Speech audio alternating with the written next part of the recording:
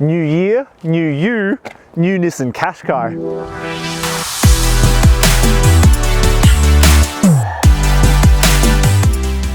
Now that we've got that snappy introduction out of the way, let me explain to you why this is Nissan's most important model coming out in 2022. Yes, you heard that right. The Qashqai is more important than the upcoming Z, and I'm pretty hyped about that sports car. So what makes the Qashqai so important? Well, it competes against the likes of the Mazda CX-30, Kia Seltos and Hyundai Kona in one of Australia's hottest vehicle segments. Think about it, when was the last time you went to the shops and didn't see a small SUV? The Qashqai also represents a bit of a vanguard for the new Nissan, as the first of 4 all-new models due to arrive in showrooms over the next 12-ish months. So instead of waiting for it to come to me, I thought I'd go to it. Welcome to Ireland, and let's start dissecting the 2022 Nissan Qashqai. But before we begin, we've actually broken this video up into handy little chapters, so you can use the time codes found on your screen now to plot your own course. And if you're watching this on YouTube, it gets even easier, because you can just use a timeline down below to jump ahead. I've also put a link to the full written review in the description below, and while you're down there, why not hit like, subscribe and that bell notification icon to stay on top of all our latest videos. So how much will this new car cost when it lands in Australian showrooms? Right now, no one but Nissan Australia knows for sure, but I can make a few educated guesses here. The outgoing car, it starts at about $28,500 before on-road costs, but in this new generation form, Nissan has actually deleted the entry-level manual, which means prices should rise to about $33,000 to $34,000 and extend all the way up to about $44,000, spread over 4 grades: the ST, ST Plus, STL and top spec TI. But buyers are compensated with a generous list of standard equipment. Standard equipment on the 2022 Qashqai includes 17-inch alloy wheels, LED headlights, a 7-inch digital instrument display, cloth interior, push-button start, and an 8-inch multimedia color touchscreen with Apple CarPlay and Android Auto compatibility. Stepping up to the ST Plus adds 18-inch wheels, rain-sensing wipers, LED fog lamps, and a 9-inch multimedia unit with wireless Apple CarPlay and satellite navigation. Buyers opting for the STL will be treated with 19-inch wheels, dual-zone climate control, part leather seat trim, wireless smartphone charger, power adjustable driver's seat, heated front seats, heated steering wheel, and automatic high beams. But the top of the range 2022 Qashqai, known as the TI, like the one I have in front of me here, scores all the fruit, adding a panoramic glass roof, powered tailgate, leather interior, massive 12.3-inch digital instrument cluster, a 10.8-inch head-up display, and a 10-speaker Bose sound system. This one's basically got everything you'd want out of a new car, but it's great to see that even on entry-level Qashqais, you get important tech like smartphone mirroring. Can you believe the second generation Nissan Qashqai has been on sale in Australia since 2014? And after 8 years, it has received a few nips and tucks here and there, but this new generation model is exactly what the doctor ordered. It looks fresh, bold and confident, and is exactly what Nissan needs to take on head-turning SUVs like the Mitsubishi Eclipse Cross and Peugeot 2008. One of the first things you'll notice from the front end of the new Qashqai is this V-Motion front grille, which blends together with these boomerang-shaped headlights and daytime running lights. The bonnet also has these lines that feed right into the grille, and it all combines for this really angular and sharp front end. In profile, the high hip line makes the Qashqai look taller and more substantial than its small SUV size. Nissan has also added these nice door scallops to try to break up some of the huge expanses of metal, and kept black plastic wheel arch cladding to a minimum for a bit more of a premium look. I particularly like this test car's two-tone paintwork, which Nissan calls Fuji Red Sunset, which comes with a contrasting black roof, as well as 20-inch wheels. In the rear, the Qashqai sports a roof-mounted rear spoiler, which looks a bit like a baseball cap worn backwards. It's also got this contrasting element in the lower bumper, which gives it a bit more of a rugged look, as well as sporting the latest automotive design trend of having its name boldly spelled out on the rear tailgate. One of the areas that let the old car down, especially in the last few years, was its dated interior. So I'm happy to say that this car really brings this space well and truly into 2022. A large part of this is due to the new multimedia touchscreen, which features this floating screen style and just cleans up the whole center stack. It makes everything look a bit more Nintendo Switch rather than Nintendo Game Boy. The all-digital instrument cluster is also a welcome sight and features clear, concise and customizable readouts. The cabin is also lifted by a sea of soft-touch blue PVC leather on the dashboard, doors and transmission tunnel, and the overall feeling in here is one of modernity and style. Though the Nissan Qashqai is classed as a small SUV, there's almost enough room up here to rival cars a size above. And that's because the Qashqai has grown in every single dimension, affording more room for front and second row passengers. From the driver's seat, there's plenty of head, shoulder and leg room, and there's heaps of adjustability in the seat and steering wheel for you to get comfortable. Storage options include door pockets that will take large bottles. You've got 2 cup holders down here, a wireless smartphone tray, and a 2-tiered underarm storage cubby. Back here, it's practically palatial. I mean, look at all this legroom that I've got. There's plenty of head and shoulder room as well, even in the middle seat, and ISOFIX points means that even babies can enjoy the interior ambience. Storage options include door pockets that will accommodate large bottles. You've got a fold down center armrest with 2 cup holders. There's air vents, USB charging ports, and back seat map pockets. Boot space measures a sizable 504 litres, up a massive 74 litres over the previous model, thanks to a lower boot floor that also features customisable floorboards. Stow the split fold 60/40 second row seats down, and space swells to 1,593 litres. Plenty of room for IKEA furniture, pets, or a big screen TV.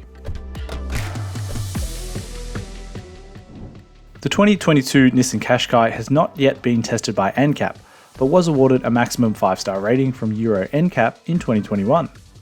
Of note, the Qashqai scored particularly high in the adult and child occupant protection tests with a 91% result, but truly excelled in the safety assist category. The Qashqai's 95% score in the safety assist assessment is the highest recorded by Euro NCAP, matching the Subaru Outback and Volvo XC60 and exceeding the likes of the Hyundai Ioniq 5, Toyota Yaris Cross and Tesla Model X.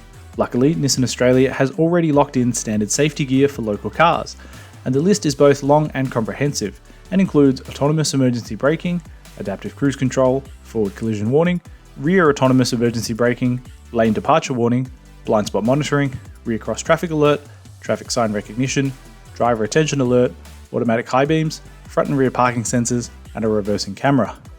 In fact, so extensive is the standard list of safety equipment, only automatic wipers, a surround view monitor, and lane keep assist are added from the ST Plus and up. Nissan's ProPilot semi-autonomous driving system is also available to all variants barring the entry-level ST, which allows the Qashqai to accelerate to speed, slow down to a stop, and stay in lane under certain conditions. Having experienced the ProPilot tech on a freeway setting, I do have to say the system feels excellent, able to slow down seamlessly to match the speed of vehicles in front while keeping the car dead center in lane. It's genuinely one of the best implementations of semi-autonomous driving I've experienced thus far in a real-world setting. Powering this Nissan Qashqai is a 1.3 litre turbo petrol engine with a 12-volt mild hybrid system. The total output is 116 kilowatts and 270 newton meters. Sending drive to the front wheels via a continuously variable transmission, this Nissan Qashqai can accelerate from 0 to 100 kilometers an hour in 9.2 seconds. Look, it's not blisteringly quick, but it does get the job done and is pretty sprightly around town. Australian cars, however, won't be getting this powertrain. All Australian Qashqais at launch will be equipped with a 1.3 litre turbo petrol engine without mild hybrid technology, with outputs pegged at 110 kilowatts and 250 newton meters. Though figures are down compared with overseas models, the 2022 Qashqai does produce 4 kilowatts and 50 newton meters more than the outgoing model, which used a 2 litre naturally aspirated engine. All Aussie cars will be front-wheel drive and fitted with a CVT, as the base 6-speed manual has now been discontinued. Of note, Nissan has also confirmed an e-Power variant that will launch in late 2022, which uses a 1.5 litre petrol engine to charge a lithium-ion battery and electric motor that drives the wheels. Total outputs in the e-Power grade will be 140 kilowatts and 330 newton meters, so those wanting a bit more performance in the new Qashqai might want to wait a bit. This Nissan Qashqai returns an official fuel consumption figure of 6.4 litres per 100 kilometres. But in my time with the car, I managed to average 7.3 litres per 100 kilometres, with a healthy mix of inner city, freeway and country driving. This is despite the 12-volt mild hybrid tech that powers the Qashqai's electrical systems at low speeds, which Nissan says reduces engine running time and therefore fuel consumption. To be fair, our driving skewed more heavily towards country and freeway trips, so if we stayed in the inner city a little longer, our fuel consumption average might be a bit lower. Strangely, Australian Qashqais without the mild hybrid tech boast an even lower fuel consumption average of 6.1 litres per 100 kilometres. But I'll have to wait to drive one on local soil to see how accurate that claim is. Like all new Nissans sold in Australia, the 2022 Qashqai comes with a 5-year unlimited kilometre warranty with roadside assist over that period. This matches the assurance period offered by most top 10 brands including Toyota, Mazda and Hyundai, but falls short of the benchmark 10 years on offer from Mitsubishi and the 7 years available from Kia. Scheduled service intervals are every 12 months or 10,000 kilometres, whichever occurs first, but Nissan is yet to reveal pricing. However, there will be a capped price service program for the new Qashqai.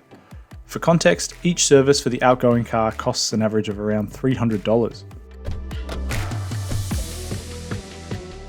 The engine fixes a lot of the old car's problems, and thankfully this new engine uses a turbocharger, which means a big boost in torque that is available much earlier in the rev range. What this means is that this car just feels a bit punchier, especially around town, and it's just a bit snappier and easier to drive.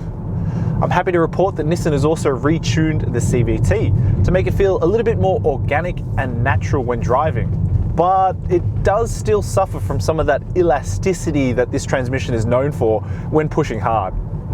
The suspension features a rear multi-link setup, yes, and is well tuned to soak up small bumps while still offering feedback to the driver. The steering can stray a bit towards the numb side, but actually that's a bit of an advantage when maneuvering around town. Overall, the 2022 Nissan Qashqai offers a nice, unintimidating drive, which is exactly what you want out of a small SUV.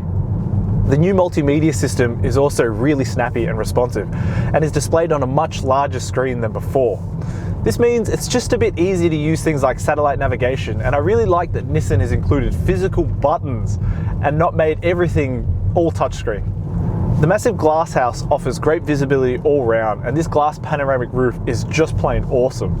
I will note though that wind and tyre noise can stray a little to the too annoying side of things, especially at freeway speeds. It'll be interesting to see how much different the Australian models feel with their own unique engine, but I'm happy to report that this new Qashqai is head and shoulders above the old car and is a genuine rival to things like the Mazda CX-30 and Kia Seltos. Forget the Z, GTR, or even Navara, because I reckon the 2022 Qashqai perfectly encapsulates the new Nissan. Its styling is bold and confident, its driving dynamics are genuinely good, and it sets a new high watermark for what to expect at a standard safety equipment.